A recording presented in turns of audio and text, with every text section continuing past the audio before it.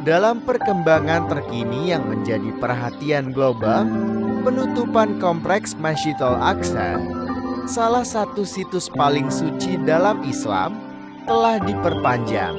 Keputusan ini berlaku hingga tanggal 15 April tahun 2026.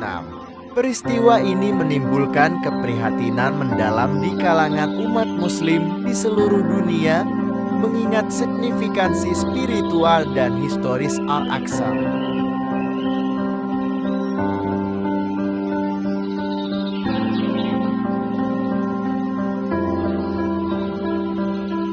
Kami akan terus memantau situasi ini dan menyajikan informasi terbaru dari sumber-sumber yang terpercaya.